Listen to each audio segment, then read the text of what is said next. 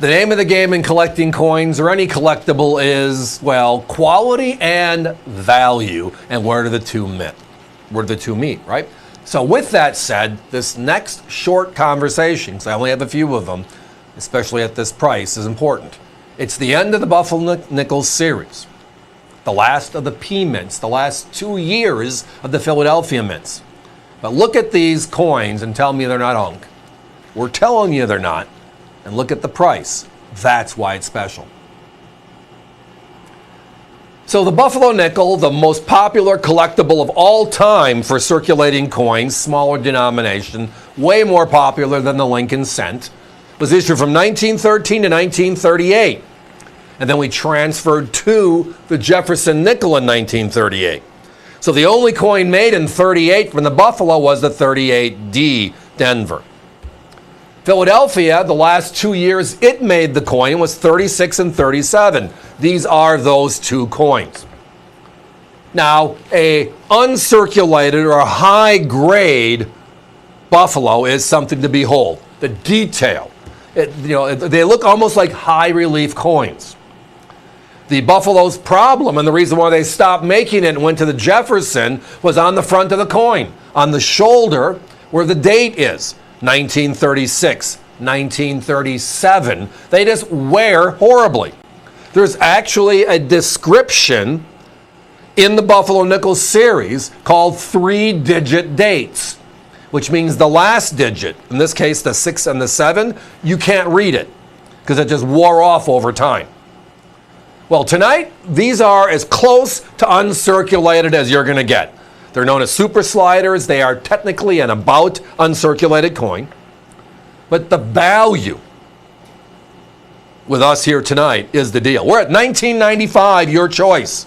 Whether it's the 36 or the 37, whether it's one of one or two of the other, or one of each. Your choice, your prerogative. We bought this deal of what we were told were uncirculated coins. We had our people look at it and go through the rolls, and there were a few uncirculated coins in there, but uncirculated Buffaloes, as we all know, and we've had on the air here before, are $39.49 for really crisp, beautiful coins. The marketplace is at $79, $89 for that same coin. But then the coin that looks like it is, it slides by as an uncirculated, as long as it's priced properly, is a really attractive opportunity. Both of these coins, as you see them, are priced at $36 with our competitor. We're almost half the price. And as I referenced the jump to unk, they're at that $79, $89 level for these two coins specifically. The last of the Philadelphia issues. Here is the other part. And the reason why the jump from super slider to uncirculated exists. I mean, my competition, it's double, 36 into 79, right? They're doubling up, and that's kind of where the market is. And it's because they made 118 million coins in 36. They made 79 million coins in 37.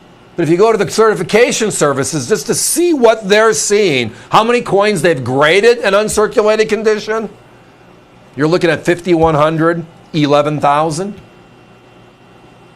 Which is tiny, especially for a circulating coin, something that we'd all have and want to have certified. So we just use it as a barometer. If we would have saw 75,000, 80,000, 100,000, most of the common Morgans are 300, 400,000, and those are 50 years older than these are. So we always look for just value, and tonight, boy, do we have it. Guys, give me a 30-second clock. So while they last, $19.95 for some of the greatest looking Buffalo nickels you're ever going to see. And you're going to look at it and say, well, I think this is an unk. But the honest to God's truth is, if you send it in for certification, it's coming back as a high grade, about uncirculated or super slider. Look at the details. You can see the rolls on the fur on the back of the bison, the Buffalo. Dates, inscriptions, crisp as can be.